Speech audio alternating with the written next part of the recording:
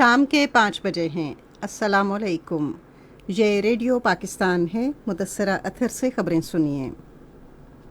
اہم خبروں کا خلاصہ۔ وفاقی کابینہ نے سابق ڈپٹی اسپیکر قومی اسمبلی قاسم سوری کی رولنگ سے متعلق سپریم کورٹ کے از خود نوٹس کے تفصیلی فیصلے پر عمل درآمد کے لیے ایک خصوصی کمیٹی تشکیل دی ہے۔ وزیر اعظم نے پاکستان اور مصر کے درمیان باہمی دلچسپی کے تمام شعبوں میں تعاون مضبوط بنانے کا عزم ظاہر کیا ہے۔ حکومت یونیورسٹیوں کے ذہین طلبہ میں لیپ ٹاپ تقسیم کرنے کی وزیر اعظم یوتھ لیپ ٹاپ اسکیم اس سال پھر شروع کرے گی۔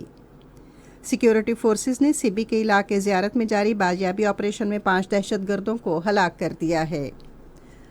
اور اب خبریں تفصیل کے ساتھ۔ وفاقی کابینہ نے قومی اسمبلی کے سابق ڈپٹی اسپیکر قاسم سوری کی رولنگ کے بارے میں از خود نوٹس کیس میں سپریم کورٹ کے تفصیلی فیصلے پر عمل درآمد کے بارے میں سفارشات تیار کرنے کے لیے خصوصی کمیٹی کی تشکیل کی منظوری دی ہے۔ یہ بات اطلاعات و نشریات کی وزیر مریم اورنگزیب نے وفاقی کابینہ کے فیصلوں کے بارے میں آج سے پہر اسلام آباد میں صحافیوں کو بریفنگ دیتے ہوئے کہی۔ کابینہ کا اجلاس وزیر اعظم کے زیر صدارت آج اسلام آباد میں ہوا۔ انہوں نے کہا کہ وزیر قانون اعظم نذیر تارڑ کی صدارت میں خصوصی کمیٹی تمام اتحادی شراکت داروں کی نمائندگی کرے گی۔ وفاقی وزیر نے کہا کہ کابینہ نے سپریم کورٹ کے فیصلے کا بھی خیر مقدم کیا، جس نے پاکستان میں حکومت کی تبدیلی کے لیے کسی غیر ملکی سازش کا امکان مسترد کر دیا ہے۔ انہوں نے کہا کہ کابینہ نے کمیشن آف انکوائریز ایکٹ 2017 کے تحت ایک آزاد اور خود مختار انکوائری کمیشن کے قیام کی بھی منظوری دی، جو اس وقت کے وزیر اعظم آفس کی طرف سے طیبہ گل کے مبینہ اغوا اور ہراساں کیے جانے کے بارے میں ان کی شکایات کی تحقیقات کرے گی۔ انہوں نے کہا کہ وزیر قانون اعظم نذیر تارڑ سے کہا گیا ہے کہ وہ انکوائری کمیشن کے قواعد و ضوابط کو حتمی شکل دیں۔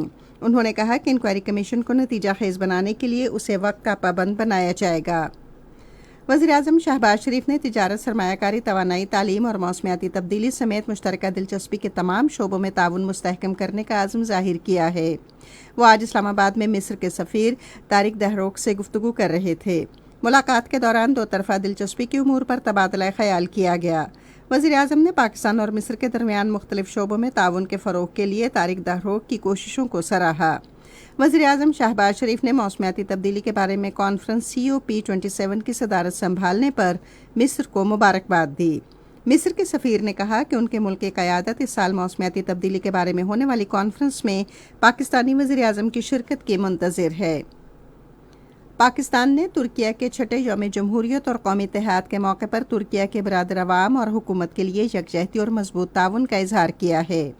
دفتر خارجہ نے آج ایک بیان میں کہا کہ پاکستان کی حکومت اور عوام ان تمام شہداء کو خراج تحسین پیش کرنے کے لیے ترکیہ کے برادر عوام اور حکومت کے شانہ بشانہ ہیں، جنہوں نے ترکیہ کی جمہوریت اور استحکام کے لیے اپنی جانوں کے نذرانے پیش کیے۔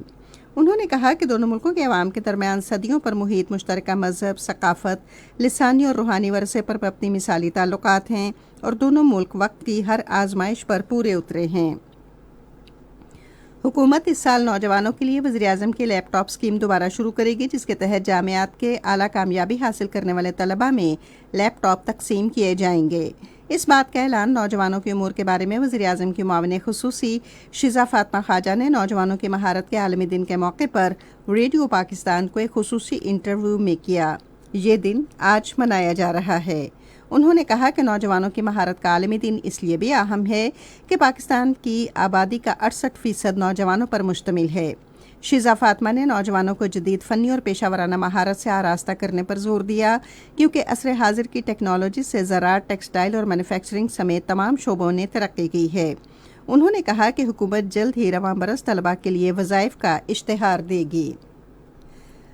مذہبی امور کے وفاقی سیکرٹری آفتاب اکبر درانی نے کہا ہے کہ وزارت اور عازمین حج کے دفتر کی جانب سے شاندار حج انتظامات کیے گئے۔